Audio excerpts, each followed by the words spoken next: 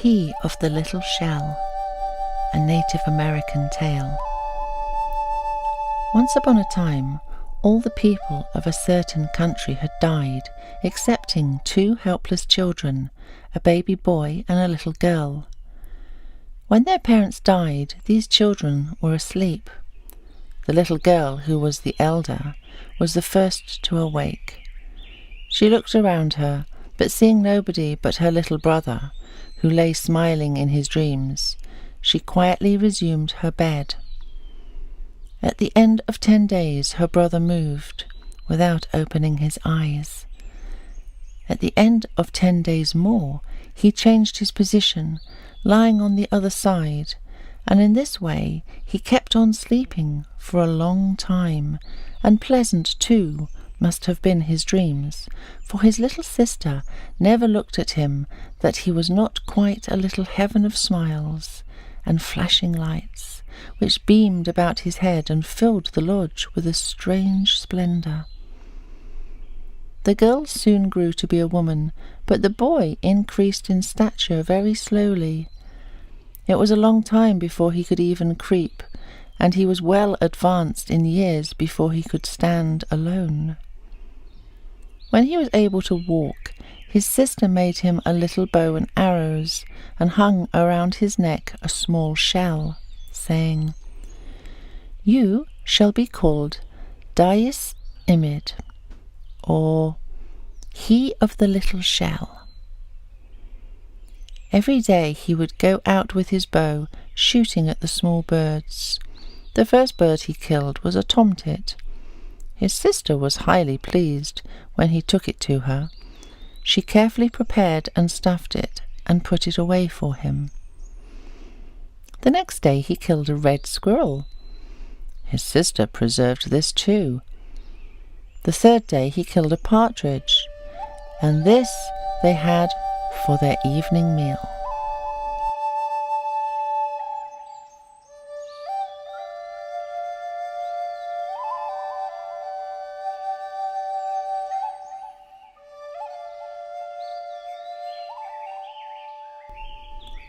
After this he acquired more courage, and would venture some distance from home. His skills and success daily increased, and he killed the deer, bear, moose, and other large animals inhabiting the forest. At last, although so very small of stature, he became a great hunter, and all that he shot he brought home, and he shared with his sister, and whenever he entered the lodge, a light beamed about his head and filled the place with a strange splendour. At last, although so very small of stature, he became a great hunter, and all that he shot he brought home and shared with his sister, and whenever he entered the lodge, a light beamed about his head and filled the place with a strange splendour. He had now arrived at the years of manhood, but he still remained a perfect infant in size. One day, walking about in quest of game, he came to a small lake. It was in the winter season, and upon the ice of the lake he saw a man of giant height employed in killing beavers. Comparing himself with this great man, he felt that he was no bigger than an insect. He seated himself on the shore and watched his movements. When the large man had killed many beavers, he put them in a hand sled which he had.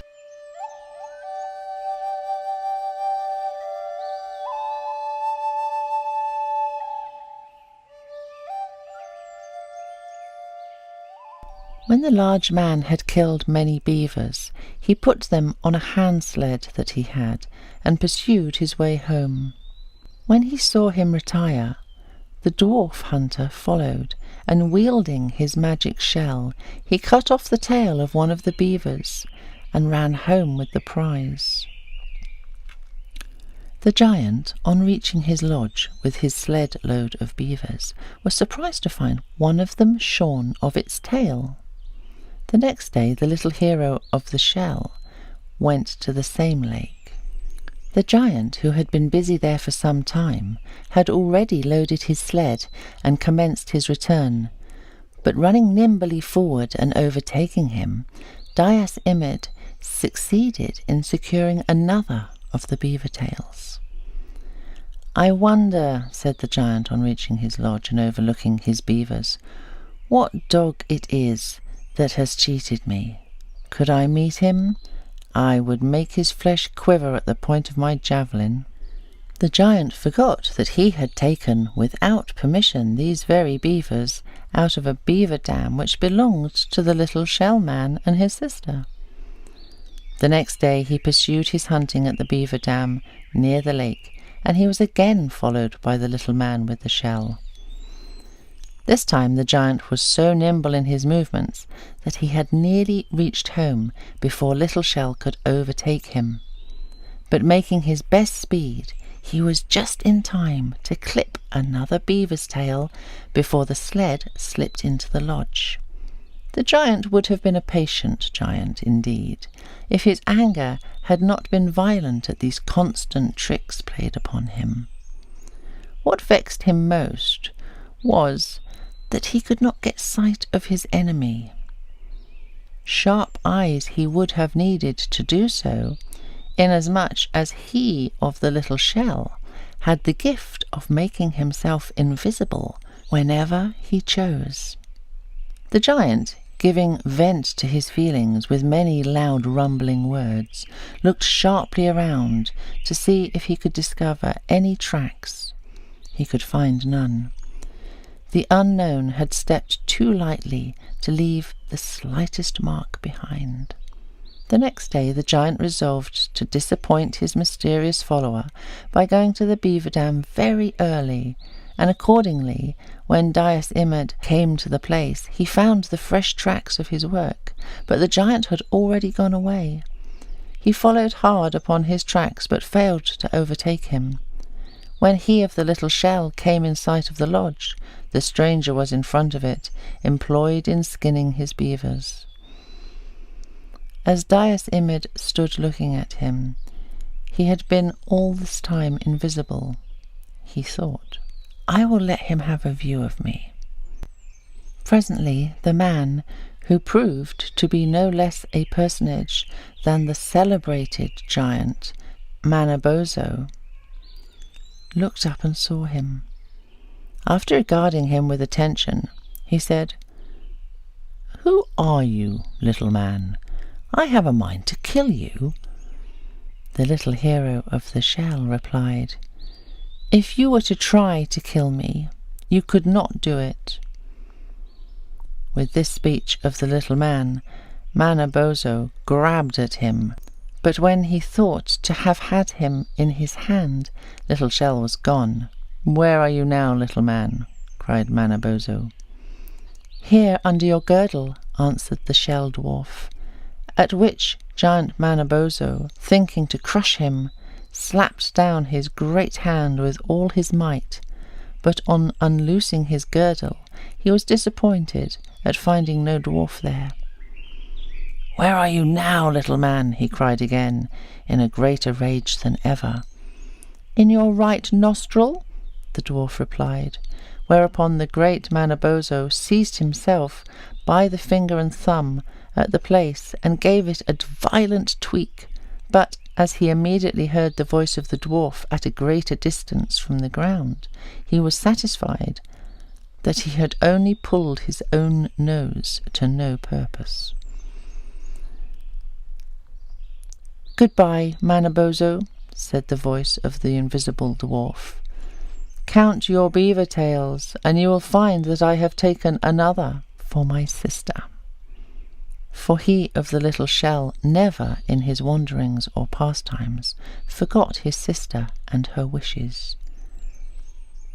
"Goodbye, beaver man," and as he went away, he made himself visible once more, and a light beamed about his head and lit the air around him with a strange splendour, a circumstance which Manabozho, who was at times quite thick-headed and dull of apprehension, could in no way understand. When Dais Imid returned home, he told his sister that the time drew near when they must separate.